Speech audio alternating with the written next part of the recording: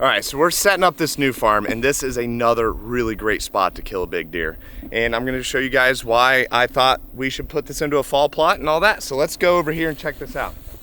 So what we have is a old field right here. This is like an old cow pasture, all grown up nasty as you can see. And it's full of locusts and a bunch of crap that doesn't make it ideal for food plots. But we got equipment here. We're going to get all this cleared out and we're going to turn it into a plot. But this particular location is really good. And so basically how this is going to work is you have this huge section of timber behind us here, but it all kind of funnels in because there's big swamps on our property where the deer really can't cross. And so there's a couple swamps that pinch them down into this particular area. So the trails, the deer activity here is already really high, which is another key tip for food plots, is putting food plots in places where the deer already like to hang out. Just help your odds of more deer coming to your spot and big mature deer wanting to take over those spots. And so with this particular one, it's kind of nice because we got access coming in off this back road and we can come right down this fence row and stay totally hidden from any of the deer bedding.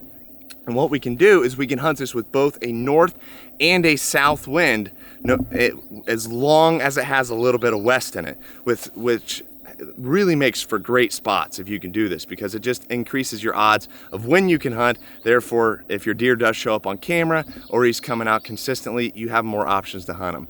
So here's where we're going to set up the blind. So what we're going to do is we're going to put the blind back here. North is this way. So we have north this way, south this way, and obviously west this way. So with north winds, it's going to blow right over here, but we're going to create the crossing. I'm going to show you guys. This is going to be key for this spot. Up, which it will be west of us. Then any west wind will blow our scent this way, north or south, which is not where we expect the deer to come from. We expect the deer to come from the big timber behind us here. And so with this spot, obviously it's going to be a fall plot, green or grain because it's in July. So it'll be some sort of green, but we have corn here. Check this out. So we'll have a transitioning zone from green to grain, which is going to be really, really good. And so what we're going to do, because this fence row is so long, we're going to create a fence gap. Now you need to get permission from the farmer, but if you own the ground like we do, we can cut our own fence. And so deer aren't necessarily lazy, but they do like to do things that are very convenient. So they will walk 50 yards out of their way to cross a fence that's down. And you guys see this. Everywhere you cross a fence or you're walking along a fence road, the fence is down, there's a deer trail. Well, I'm gonna create one of those spots with some bolt cutters. Now, ideally, I like to do these about 25 to 28 yards from where I'm gonna shoot, because they're crossing. I just feel like I've had them closer and the deer don't like to use them as much. You're moving around trying to get drawn back. You can freeze deer up. So 25 yards is good, depending on your skill set as well, obviously. If you're using a stick bow, you don't wanna be shooting 25 yards. So what we will be setting this up for is actually a little bit closer, just because we're having some tree issues here. And so with the blind set there, we're gonna cut the fence at about 20 yards. And so all we're gonna do is come right here and we're gonna cut this fence and create a gap. Now you don't want the gap to be too small. The deer don't like necessarily too small of gaps either. So I'm just gonna cut it right back here, give it a little bit of extra, and then I'll be able to take these and bend these back around.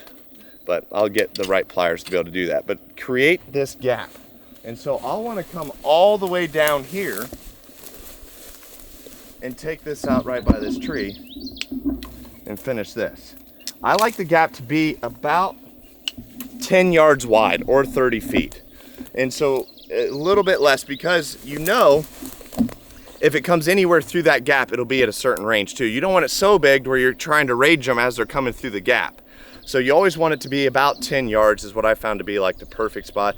And or maybe even a little less, 7 to 10 is perfect. Don't get caught up on that small of details, but every detail matters if it helps you kill a big deer. All right, so once we get this cut, we'll get this fence out of here. We'll get this cleared up, and now we're gonna mow all of this, get all the trees that we can out of it, all the locust trees, the non-scrape trees, and we're gonna get this plot looking good for this fall. tell you, that cold, frosty October day is gonna be pretty cool when all this is put together. So anyway, we're getting to work. Let's do it.